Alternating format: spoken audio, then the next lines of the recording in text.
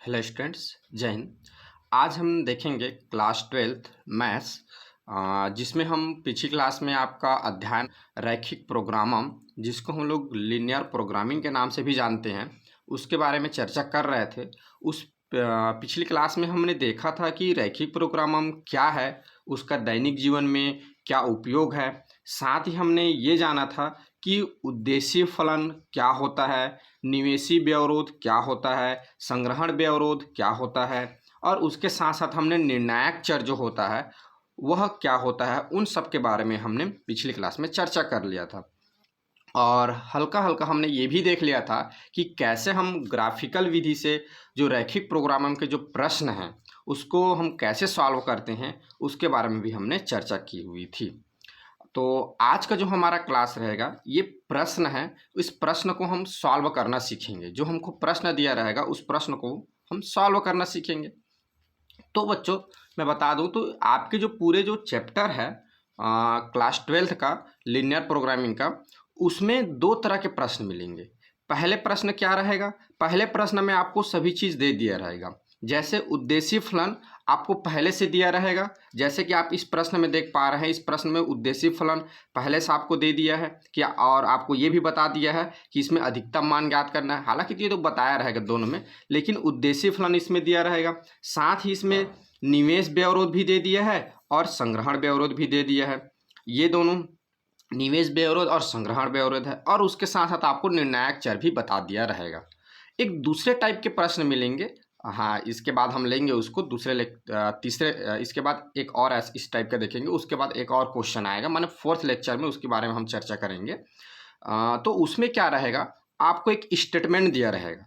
जैसे कि आपको बेसिक क्लास में बताया हुआ था एक व्यापारी का फर्नीचर और मेज का, तो उसी प्रकार का उसमें स्टेटमेंट दिया रहेगा। उस स्टेटमेंट को हमको पढ़ के समझ के हमको उद्देश्य फलन निकालना रहेगा, निवेशी व्यवरोध निकालना रहेगा, संग्रहण व्यवरोध निकालना रहेगा, और साथ ही हमको निर्णायक चर भी निकालना रहेगा। उतना फाइंड करने के बाद फिर उसको हम फिर सॉल्व करेंगे ग्राफिकल विधि से। ठीक है। तो आपको पिछले क्लास में जो बेसिक क्लास था उसमें भी मैंने स्टेप्स बताए हुए थे। फिर भी अभी एक बार हम स्टेप्स की पहले चर्चा करेंगे, उसके बाद फिर हम इस प्रश्न को स्टेप टू स्टेप सॉल्व करेंगे। ठीक है। अगर आपको स्टेप्स को अच्छे से याद रखना है, तो चूंकि मैं स्टेप्स को यहाँ लिख नहीं रहा हूँ, मैं स्टेप्स को सिर्फ आपको बोल के बता रहा हूँ। आप अपनी भाषा में, अपनी लैंग्वेज में उस स्टेप को लिख लीजिए, ताकि आपको बनाने में आसानी हो और आपको स्टेप्स याद रहे।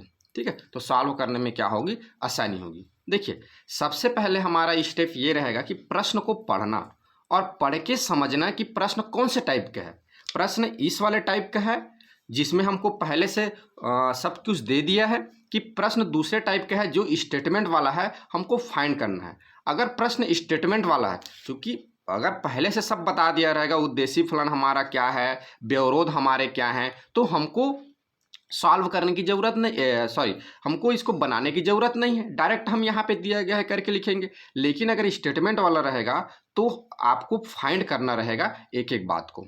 ठीक है। एक एक बात को कहने का मतलब आपको उद्देश्य फलन निकालना रहेगा और आपको व्यवरोध निकालना रहेगा। ये पहला स्टेप है। उसके बाद हमारा जो दूसरा स्टेप रहेगा, हमको जो जो व्यवरोध जो हमारा रहता है वो हमारा किस टाइप का रहता है, असमीकाय के रूप में रहता है। समीकरण तो रहता ही नहीं है, असमीका के रूप में रहता है। चूंकि हमको हमारा जो प्रश्न है इसको ग्राफिकल विधि में सॉल्व करना है, तो हम असमीका को तो ग्राफ में प्लॉट कर नहीं सकते। तो ग्राफ में प्लॉट करने के लिए हमको क्या करना पड़ेगा, असमीका को समीकरण में बदलना पड़ेगा। तो दूसरा स्टेप आपका रहेगा कि जो असमीका दिया गया है उसको समीकरण में आप परिवर्तित करेंगे। तीसरा स्टेप रहेगा, जो समीकरण आपको प्राप्त होगा, दो समीकरण, उन दोनों समीकरण से आप क्या करेंगे, पॉइंट्स निकालेंगे। और पॉइंट्स निकालकर फिर आप क्या करेंगे, ग्राफ में उसको प्लॉट करेंगे उन पॉइंट्स को, और सरल रेखा बनाएंगे। ठीक है। उसके बाद वहीं पर एक काम और करेंगे। जब आप सरल रेखा निकालेंगे, जब उसके बाद पॉइंट्स कर लेंगे, उसके बाद हम परीक्षण बिंदु निकालेंगे। परीक्षण बिंदु कहने का मतलब ये है कि हमको देखना है कि जो हमारी जो सुसंगत क्षेत्र है, फिजिबल रीजन है, वो केंद्र की ओर आएगा कि केंद्र की बाहर की ओर जाएगा। ठीक है। तो आपको पता है कि जब हमारा जो हमारा जो कंडीशन जो रहता है, अगर वो ग्रेटर देन इक्वल है, ठीक है, जो हमारा जो असमीका जो रहता है अगर ग्रेटर देन इक्वल है तो आपको पता है कि हमारा जो फिजिबल रीजन है वो बाहर की ओर जाएगा, और जब हमारा जो असमीका जो लेस देन टाइप का रहता है तब हमारा क्या होगा, फिजिबल रीजन अंदर की ओर आता है। तो वहीं पर आप चेक कर लेंगे कि लेस देन है कि ग्रेटर देन है, और उसके बाद फिर आगे सॉल्व करेंगे। जब ये फोर्थ स्टेप जब चेक हो जाएगा, पहला स्टेप क्या है, ये जो फलन उद्देश्य फलन व्यवरोध निकालना। दूसरा स्टेप रहेगा हमारा कि जो असमीका दिया है उसको समीकरण में बदलना, और समीकरण में बदलकर उसका पॉइंट निकालना। तीसरा स्टेप रहेगा उसको ग्राफ में प्लॉट करना। चौथा स्टेप रहेगा हमको परीक्षण करना है कि हमारा सुसंगत क्षेत्र अंदर की ओर आएगा कि बाहर की ओर जाएगा। ठीक है, तो जब आप सुसंगत क्षेत्र जब सुसंगत क्षेत्र जब देख लेंगे, उसके बाद जब आपने सरल रेखा जो बनाया है, तो फिफ्थ हमारा स्टेप रहेगा, जब आपने रेखा खींचा है तो आपको एक कट पॉइंट मिलेगा ग्राफ में। तो उस ग्राफ में जो कट पॉइंट मिला है उस पॉइंट्स की आपको वैल्यू निकालना है एक्स और वाई की। तो कैसा निकालेंगे, जो समीकरण जो लिए हैं असमीका से जो समीकरण बनाए हैं उन दोनों समीकरण को सॉल्व करेंगे तो आपको क्या मिलेगा, वो जो ग्राफ में जहाँ पर कट किया हुआ है जो कि उसका सॉल्यूशन होता है, तो उस पॉइंट्स का आपको क्या मिलेगा, वैल्यू मिलेगा। ठीक है, तो ये फिफ्थ स्टेप हो गया। जब आपको वैल्यू मिल जाएगा फिर आप सुसंगत क्षेत्र भी बना लिए हैं। अब सुसंगत क्षेत्र क्रिएट करने के बाद आपको सुसंगत क्षेत्र में जो सुसंगत हर समूह है, जो पॉइंट्स रहेगा जो उसको टच कर रहा है या उसको अंदर में जो पॉइंट्स हैं उन सभी पॉइंट्स को क्या करेंगे, आप एक जगह लिखेंगे। ये 6 स्टेप रहेगा। फिर 7 स्टेप रहेगा कि उन सभी पॉइंट्स को आप क्या करेंगे, जो आपको उद्देश्य फलन दिया है ये इस फलन पे आप उसको रखेंगे और रख के वैल्यू निकालेंगे सबकी। ठीक है, एक्स और वाई का मान जब यहाँ पे रखेंगे तो आपको जेड की वैल्यू मिलेगा। तो 7 स्टेप रहेगा जेड की वैल्यू निकालना। फिर आपका जो 8वां स्टेप रहेगा वो देखना है कि प्रश्न में क्या पूछा है। अगर अधिकतम पूछा है तो आप उसमें से देख लीजिए अधिकतम वैल्यू कौन सा है, वही आपका आंसर होगा। अगर न्यूनतम पूछा है तो उसमें से जो न्यूनतम वैल्यू रहेगा वही आपका क्या होगा, आंसर होगा। तो ये आपका स्टेप नंबर 8 हो जाएगा। ठीक है, तो इन स्टेप्स को फॉलो करके, ये 8 स्टेप को हम फॉलो करके ये जो हमारा जो प्रश्न दिया है इसको हम सॉल्व करेंगे। ठीक है, तो चलिए इन सभी स्टेप्स को बारी बारी से समझते हैं और हम सॉल्व करते हैं। ठीक है, तो बच्चों मैंने सारे जो स्टेप्स है उसको अभी मैं लिख कर नहीं बताऊंगा, मैंने पहले से लिख कर रख लिया है। चूँकि मुझे आपको कम समय में ज़्यादा बातें समझानी हैं और ये जो प्रश्न है थोड़ा लंबा टाइप का है, ये समय लेने वाला है। अगर तो हम इसको क्या करेंगे, मैं पहले से लिख दिया हूँ, आप सभी स्टेप्स को समझेंगे, कैलकुलेशन को मैं बताते चलूँगा और आप प्रैक्टिस करेंगे तो आपसे भी ये बन जाएगा। ठीक है, तो चलिए हम देखते हैं। तो हमारा जो प्रश्न है ये दिया है, आलेखी विधि द्वारा निम्न रैखिक प्रोग्रामन समस्या को हल कीजिए निम्न व्यवरोधों के अंतर्गत x प्लस वाई। देखिए ये व्यवरोध दे दिया है ना, निम्न व्यवरोधों के अंतर्गत x plus 2y less than equal 10, 3x plus Y less than equal 15 और x greater than 0, y greater than 0, तो z equal 3x plus 2y का अधिकतम मान ज्ञात कीजिए। ठीक है, तो ये दोनों तो हमारे व्यवरोध हो गए और ये हमारा क्या है, उद्देश्य फलन हो गया, और ये हमारा क्या है, एक्स और वाई हमारा क्या होता है, निर्णायक चर होता है। ठीक है, तो देखिए हमको कैसे लिखेंगे, मैं स्टेप बाय स्टेप सभी को लिख दिया हूँ ताकि आपको कम समय में ज़्यादा बातें बता सकूँ और आपका समय भी बचे। आपको प्रश्न सॉल्व करना आ जाएगा लेकिन समझना आपके लिए बहुत ज़रूरी है। तो आप प्रश्न को कैसे बनाएंगे और कौन सी स्टेप कैसे आ रहा है इसको आप ध्यानपूर्वक समझेंगे। ठीक है, तो चलिए, तो पहले हम लिखेंगे जो हमको दिया गया है। तो क्या दिया गया है, तो यहाँ पर लिखेंगे दिया गया उद्देश्य फलन। देखिए उद्देश्य फलन बगल में आप बता देंगे कि वो न्यूनतम वाला उद्देश्य फलन है कि अधिकतम वाला उद्देश्य फलन है। तो हमारा जो उद्देश्य फलन है ये अधिकतम वाला है, तो यहाँ पर लिखेंगे अधिकतम मान। तो उद्देश्य फलन हमारा दिया है z equal 3x plus 2y। ठीक है, इसको हम इक्वेशन नंबर 1 ले लेंगे।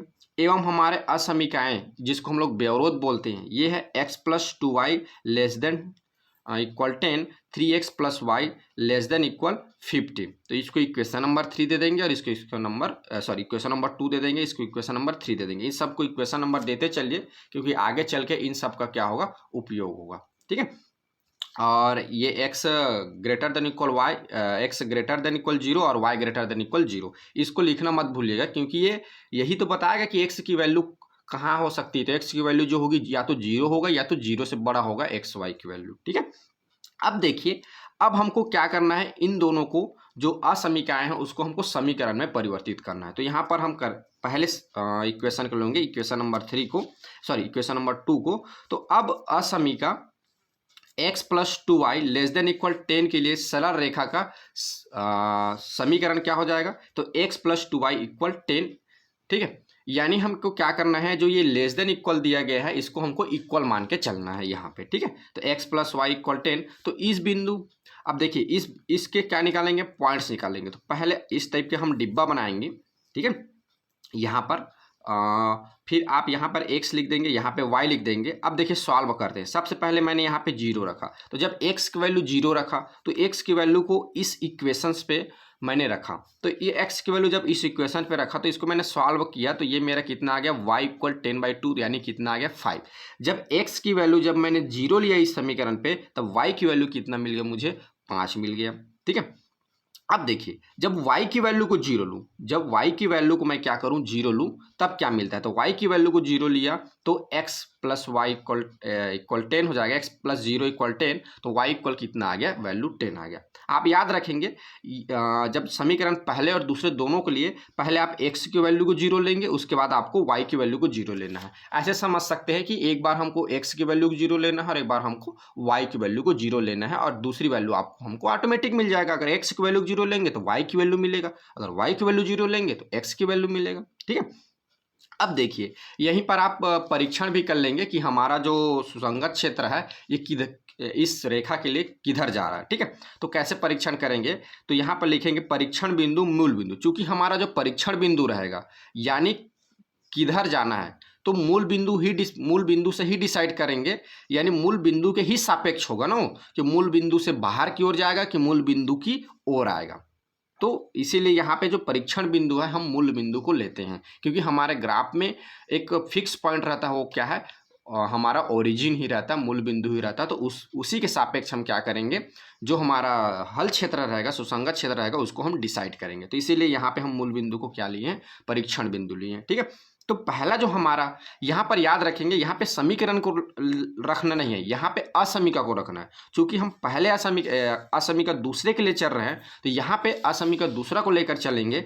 तो असमीका दूसरे में हम क्या करेंगे, क्योंकि मूल बिंदु के जो कोऑर्डिनेट रहते हैं, निर्देशांक रहते हैं, ये क्या रहता है, 0 0 रहता है। तो आपको पता है जो कोई भी कोऑर्डिनेट रहता है तो उसमें पहले हम x को लिखते हैं, बाद में हम क्या लिखते हैं, y को लिखते हैं। तो यहाँ से हम x और y की वैल्यू निकालकर इस पे रखेंगे असमीका पे, इक्वेशन नंबर 2 पे। ठीक है, तो हमारा असमीका है x plus 2y less than equal 10। तो यहाँ पर जब x और y की जब वैल्यू रखेंगे तो x की वैल्यू 0 आ गया, y की वैल्यू भी 0 आ गया, लेस देन इक्वल 10। तो ये क्या है, दोनों 0 हो जाएगा, दोनों जोड़ देंगे तब भी 0 हो जाएगा, तो 0 लेस देन इक्वल क्या हो जाएगा, 10। और आपको पता है जो 10 की वैल्यू है वो क्या होती है, 0 से बड़ा होता है, या बोल सकते हैं 0 की जो वैल्यू होती है 10 से क्या होता है, छोटा होता है। तो ये बात क्या है, सत्य है। ये बात सत्य है ना, कि 10 की जो वैल्यू होगी, जो 10 जो होगा वो क्या होगा, 0 से बड़ा होगा। या ऐसा भी इसको बोल सकते हो कि जो 0 की जो वैल्यू होगी 10 से क्या होगा, छोटा होगा। तो ये बात क्या है, सत्य है। तो अगर हमारा बात सत्य हो जाए, यानी यहाँ पे कंडीशन संतुष्ट करे, अगर कंडीशन ये संतुष्ट करे कि बात अगर हमारा यहाँ पे सत्य बात निकले, तब आप याद रखेंगे जो हमारा सुसंगत क्षेत्र होगा ये मूल बिंदु के दिशा में होगा। तो यहाँ पे लिखेंगे उस बात को, अतः असमीका x plus 2y less than equal 10 का क्षेत्र मूल बिंदु मूल बिंदु O 0 0 के दिशा में ही होगा। क्योंकि यहाँ पे हमारा क्या हो रहा है, जब ओरिजिन की जब वैल्यू को रख रहे हैं, मूल बिंदु को वैल्यू को रखना, तो ये क्या कर रहा है, संतुष्ट कर रहा है, यानी वो उसी की दिशा में होगा। ठीक है, इस टाइप से लिखेंगे। क्योंकि बेसिक क्लास में मैंने आपको शॉर्टकट में बताया हुआ था, लेकिन वहाँ पे शॉर्टकट का यूज नहीं करना है, यहाँ पे आपको वैल्यू रख के बताना है। ठीक है, क्योंकि ये प्रश्न जो है ये आपके एग्जाम में 6 नंबर के रहेंगे, तो 6 नंबर लायक लिखेंगे तभी तो आपको 6 नंबर मिलेगा। ठीक है, तो चलिए, तो इसको स्टेप बाय स्टेप आप लिखेंगे आपके एग्जाम में अच्छे से। ठीक है, अब चलिए, अब असमीका तीसरा जो इक्वेशन नंबर जो तीसरा है, या जिसको बोल सकते हैं असमीका दूसरा, एक ही बात है, क्योंकि जो व्यवरोध दिया है वो दोनों असमीका है। तो ये दूसरा असमीका बोलूँ या इक्वेशन नंबर 3 बोलूँ, दोनों एक ही बात होगा ना।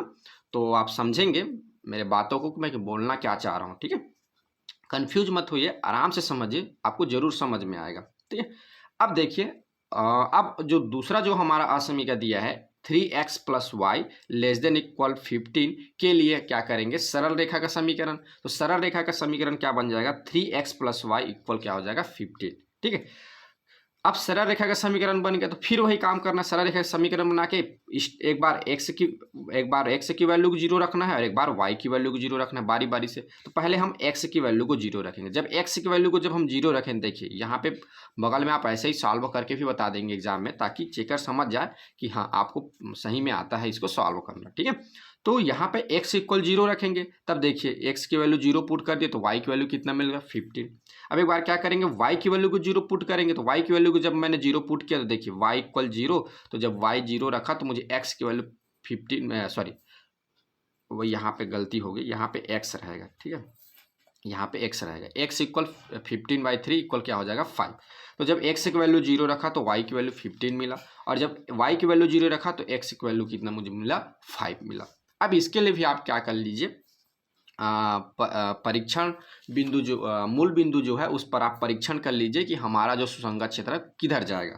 तो यहाँ पर चूंकि हमारा जो जिसके सापेक्ष हम तुलना करते हो कौन सा मूल बिंदु है, तो मूल बिंदु ओरिजिन है हमारा। ठीक है, तो आपको पता है ये जो स्टार्टिंग में जो रहता है ये x की वैल्यू होता है, ये y की वैल्यू रहता है। तो इन दोनों वैल्यू को आप क्या करिए, असमीका में रख दीजिए। तो ये क्या हो जाएगा, देखिए 3x plus Y less than equal 15, तो यहाँ जीरो रखा यहाँ जीरो रखा तो क्या हो जाएगा, ये लेस देन इक्वल 15, तो ये हो जाएगा जीरो। इन दोनों को जब सॉल्व करेंगे तो लेस देन इक्वल 15, तो स्वाभाविक सी बात है जीरो जो है 15 से क्या होता है, छोटा होता है, या ऐसा भी बोल सकते हैं कि 15 जो है जीरो से बड़ा होता है। ये बात क्या है, सत्य है, इसको क्या करता है, संतुष्ट करता है। तो जब संतुष्ट करे तो हमारा जो सुसंगत जो क्षेत्र होगा वो किधर होगा, मूल बिंदु को होगा।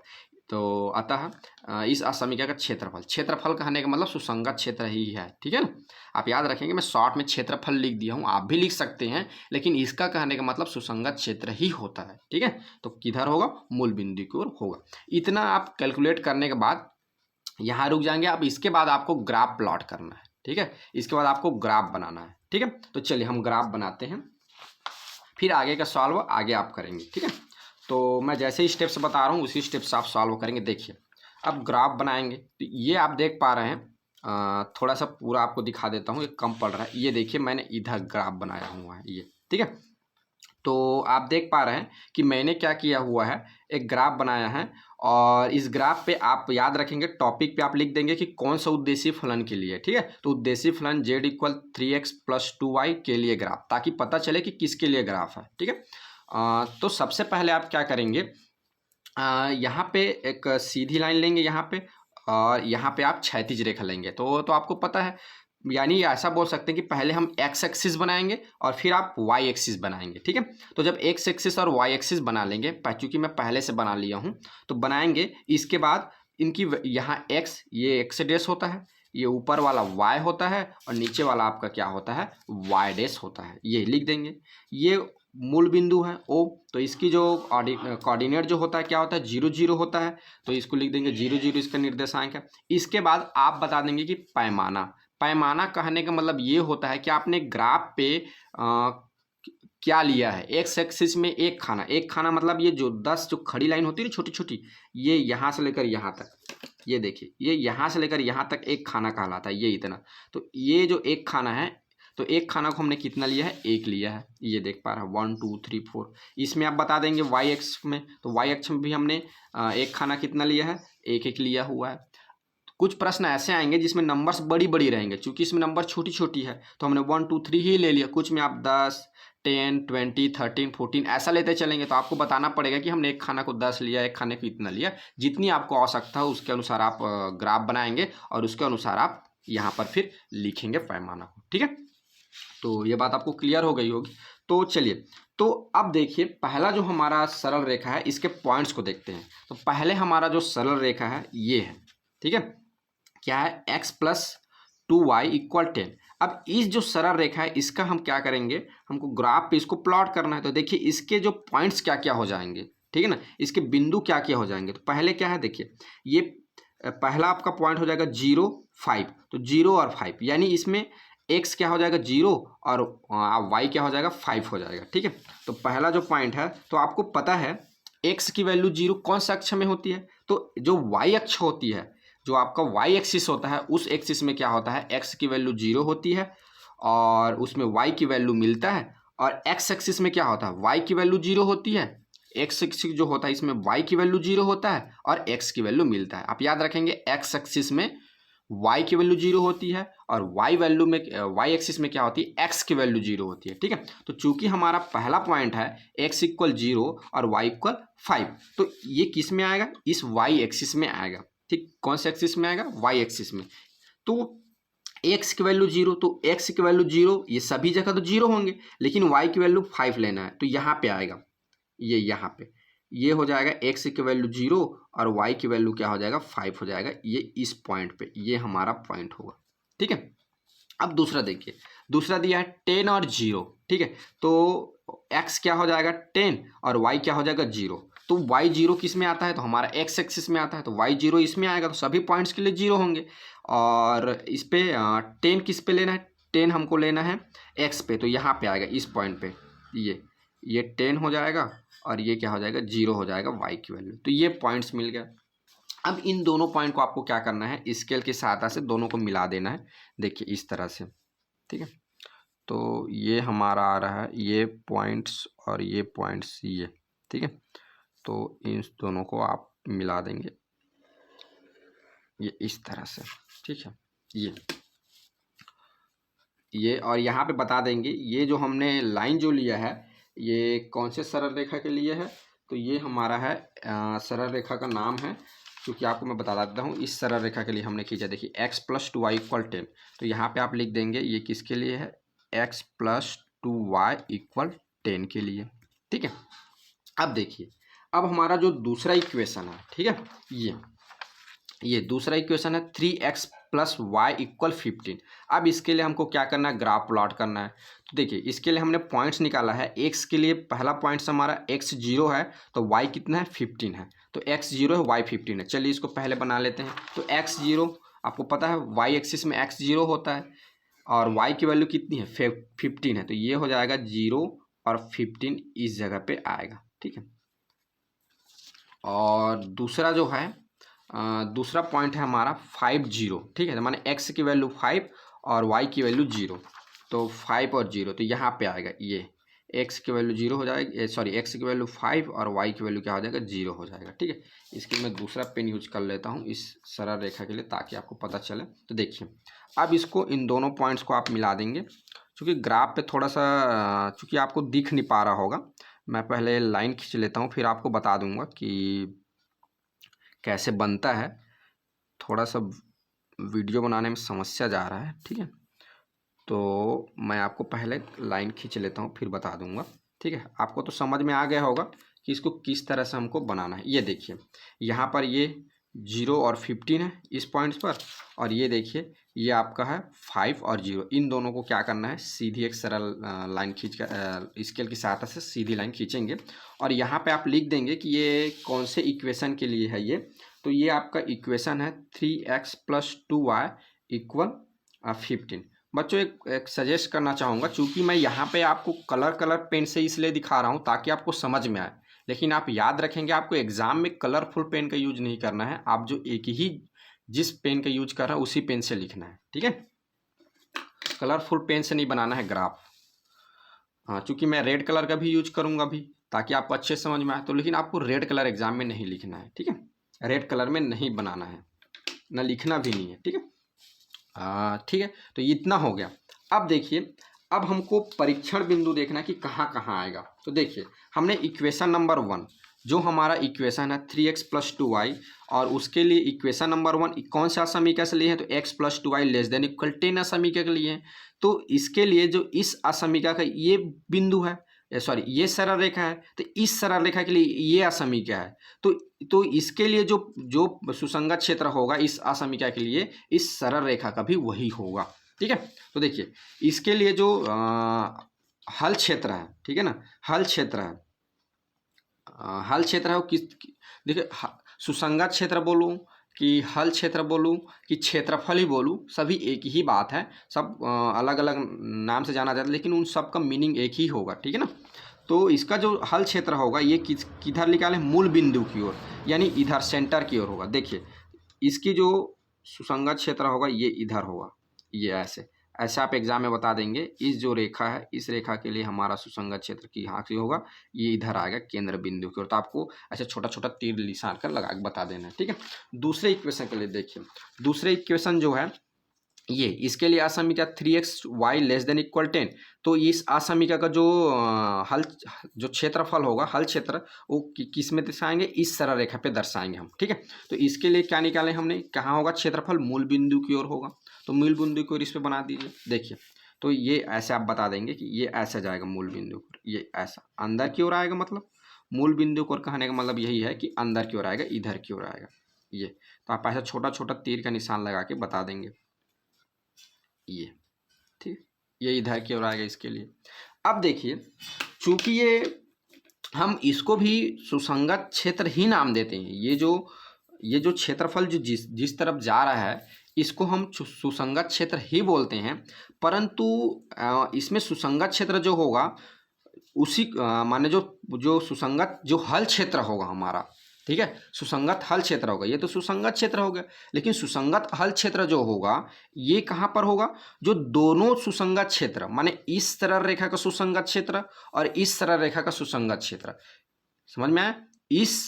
इस रेखा का, इस सरल रेखा का सुसंगत क्षेत्र और ये जो रेखा बना हुआ है इस रेखा का सुसंगत क्षेत्र, इसका कहने का मतलब दोनों रेखाओं का सुसंगत क्षेत्र जहाँ पे मिलेगा वही हमारा सुसंगत हल क्षेत्र होगा। तो देखिए ये इधर आएगा, ये इधर आएगा, ये इधर आएगा, तो ये कहाँ पे मिलेगा, यहाँ पे, ये इसके लिए भी इसके लिए। तो ये देख पा रहे हैं, जो मैं ये रेड से लाइन करके आपको बता दे रहा हूँ, ये आप देख पा रहे हैं, ये जो होगा आप देखिए दोनों का जो सुसंगत क्षेत्र है, ठीक है, ये दोनों सुसंगत क्षेत्र एक साथ मिल रहा है यहाँ पर, जिसको मैं रेड कलर से लाइन कर रहा हूँ क्षेत्र। तो इसको हम लोग बोलेंगे सुसंगत हल क्षेत्र, ठीक है, इसको हम लोग बोलेंगे सुसंगत हल क्षेत्र, या शॉर्ट में सुसंगत क्षेत्र भी बोल देते हैं, कोई दिक्कत नहीं है, ठीक है। क्योंकि आपको बुक में दोनों को सुसंगत क्षेत्र ही नाम दिया गया है, लेकिन आप समझेंगे कि ये सुसंगत क्षेत्र है और ये हमारा सुसंगत हल क्षेत्र होता है, जहाँ पे हमको हल प्राप्त होता है ये, ठीक है। या ठीक है, तो ये मुख्य रूप से ये समझे कि यही जो हमारा होगा ये हमारा क्या होगा, सुसंगत क्षेत्र होगा, ठीक है। तो यहाँ तो हमने देख लिया सुसंगत क्षेत्र। अब देखिए ये जो जब हमने सरल रेखा खींचा, दोनों सरल रेखा, तो इसके जो कट पॉइंट्स होंगे ये कट पॉइंट होंगे, ठीक है। चूंकि अगर हम नाम देना चाहें तो आप देख पा रहे हैं कि इसमें जो हमारा जो सुसंगत जो क्षेत्र है इस पे हमारा कौन कौन सा पॉइंट्स आ रहा है। तो ये एक पॉइंट्स आ रहा है, इसको मैं नाम दे दूँ अगर ए, एक पॉइंट आ रहा है इसको नाम दे देता हूँ बी, और एक पॉइंट आ रहा है इसका नाम दे देता हूँ मैं सी, ठीक है। और ये पॉइंट आ रहा है ओरिजिन। ये 4 पॉइंट इस सुसंगत हल क्षेत्र में हमारे आ रहे हैं, ठीक है। तो ये जो पॉइंट्स आ रहे हैं इसकी वैल्यू हमको नहीं पता, तो इसकी वैल्यू हमको फाइंड करना होगा। अगर आप चाहें तो यहाँ से देख के भी इसकी वैल्यू फाइंड कर सकते हैं। चूंकि देखिए यहाँ पर एक्स, ये एक्स एक्सिस पे देखिए तो ये एक्स पे कितना आ रहा है 4, और वाई पे कितना आ रहा है इसका 5 आ रहा है। ये सॉरी वाई पे 5 नहीं जी, ये 3, ये देखिए ये कहाँ पे आ रहा है, तो y के लिए 3 आ रहा है और x के लिए कहाँ पे आ रहा है 5 आ रहा है, यानी 4 3 इसका क्या होगा, सॉल्व होगा। लेकिन हमको ऐसे नहीं बताना है, इसको हमको सॉल्व करके बताना है। इन दोनों सरल रेखा को हम सॉल्व करेंगे तो यहाँ पे हमारा जो पॉइंट है उस मूल जो बिंदु है उसको हमको क्या मिलेगा, वैल्यू मिलेगा, ठीक है। तो आपने पिछले क्लास में आपने जो सरल रेखा है आपने उसको पढ़ के आया है कि दो सरल रेखाओं को जो प्रतिच्छेदन बिंदु होता है वही क्या होता है, उसका हल होता है। और उसका हल निकालने का यानी उस पॉइंट्स की वैल्यू निकालने का हमारे पास क्या है, हमने बहुत सी विधि पढ़ के आया हुआ है, जैसे प्रतिस्थापन विधि, विलोपन विधि, वज्र गुणनखंड विधि, ठीक है। तो आपकी इच्छा है कि आप कौन से मेथड का यूज करके इस पॉइंट्स का हल निकालेंगे, ठीक है। क्योंकि मुझे सबसे जो सरल लगता है वो है विलोपन विधि, तो मैं विलोपन विधि से हल करूंगा।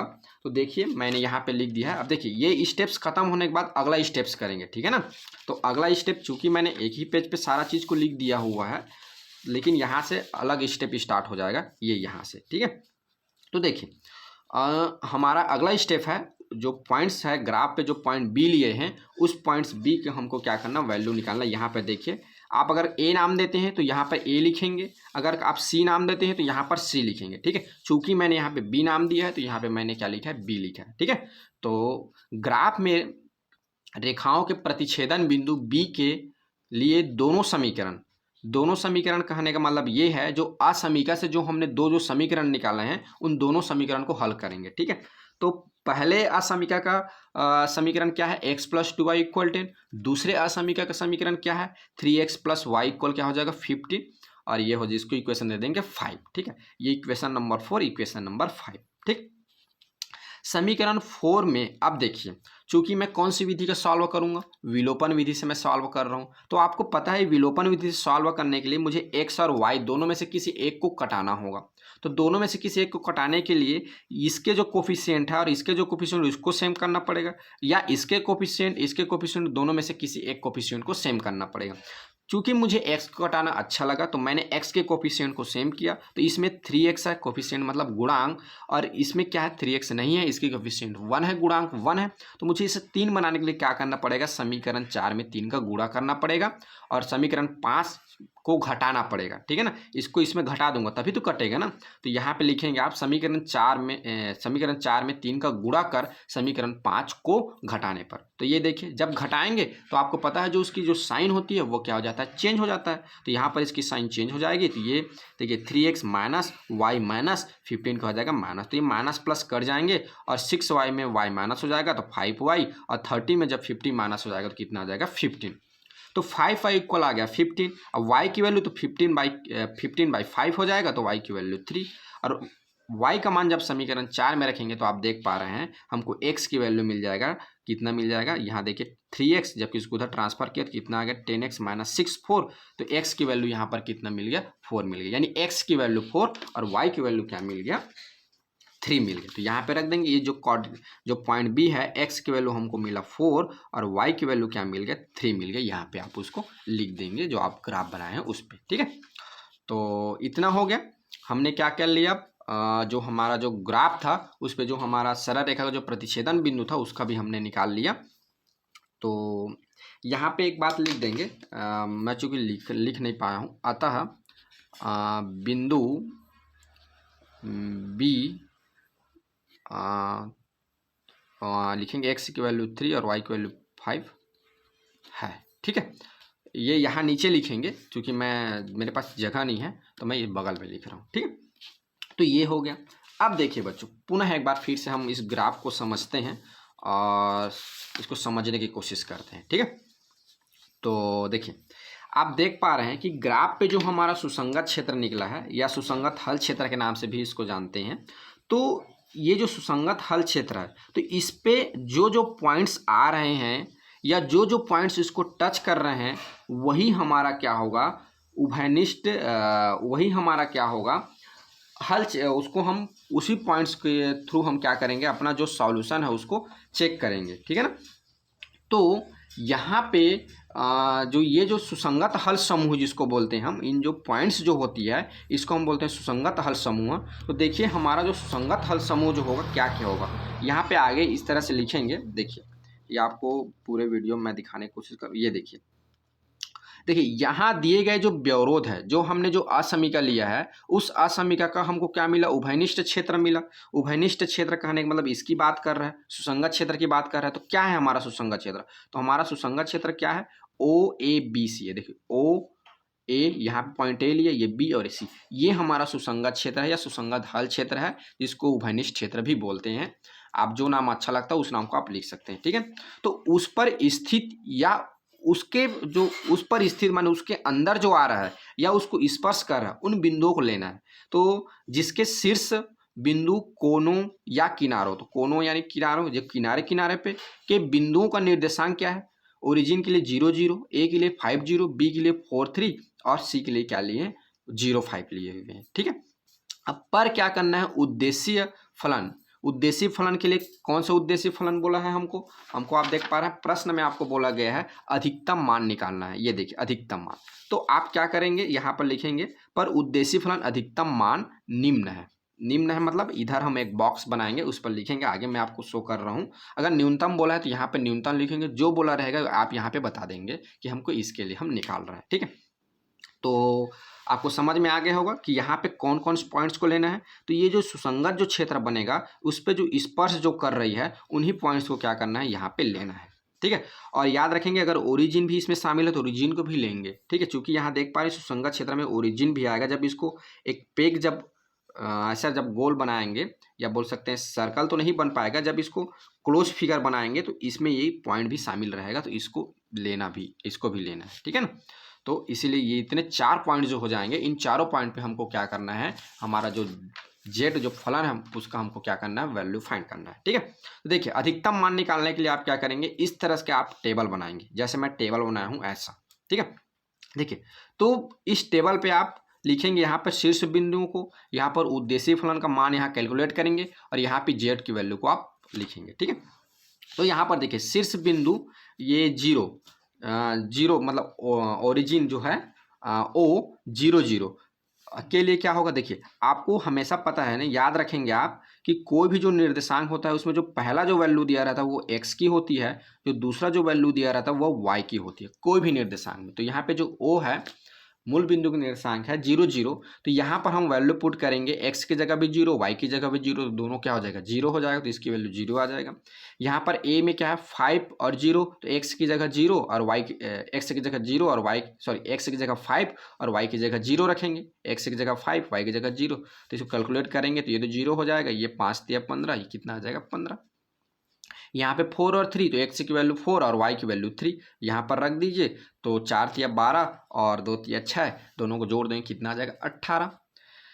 सी बिंदु के लिए देखिए 0 और 5, तो x की वैल्यू 0 और y की वैल्यू क्या हो जाएगा 5, तो z की वैल्यू आ जाएगा अपना 3, और तो ये 0 हो जाएगा, ये 2, तो ये 10, तो ये कितना आ जाएगा हमारा 10 आ जाएगा। ठीक है, तो अतः जब आप इसको जब कैलकुलेट करेंगे, चूंकि आपको अधिकतम पूछा है प्रश्न में, तो आप देखिए इसमें से अधिकतम वैल्यू कौन सा है इन चारों में से, तो आप देख पा रहे हैं जब इसको आप कैलकुलेट किए तो आपको पता है कि इसमें अधिकतम वैल्यू कौन सा होगा 18 होगा, तो 18 ही हमारा क्या होगा अधिकतम मान होगा। तो अतः z इक्वल 18 शीर्ष बी, आपको शीर्ष भी बताना पड़ेगा कि किस पॉइंट्स पे आपको मिल रहा है 4 3 पर अधिकतम मान है।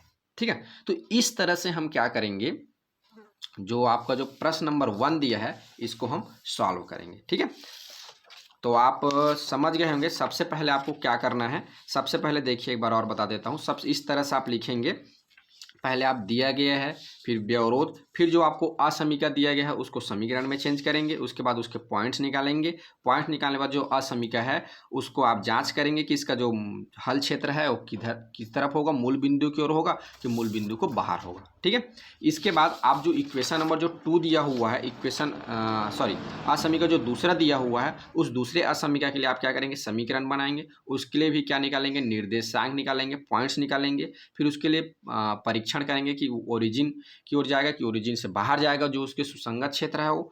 ठीक है, तो आपको पता है अगर सत्य है तो अंदर की ओर आएगा, मान लो यहाँ पर ये कंडीशन वो संतुष्ट नहीं करता तो कहाँ की ओर जाता, बाहर की ओर चला जाता, क्योंकि अंदर की ओर आ रहा है इसमें, तो उसमें क्या चला जाता बाहर की ओर। ठीक है, उसके बाद फिर आप ग्राफ प्लॉट करेंगे, ये देखिए ग्राफ इस तरह से आप बनाएंगे जैसे कि मैं बना दिया हूँ ये।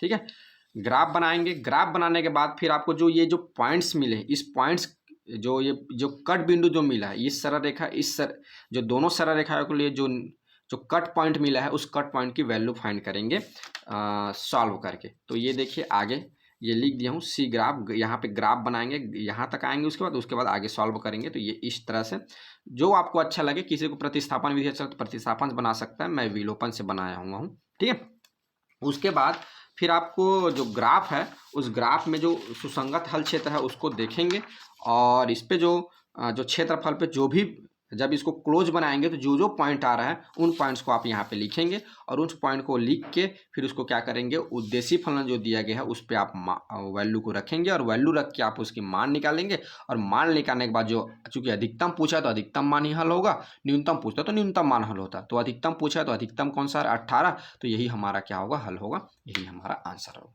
ठीक बच्चों, तो इस तरह से जो हमारा प्रश्न नंबर 1 है ये ख़त्म होता है।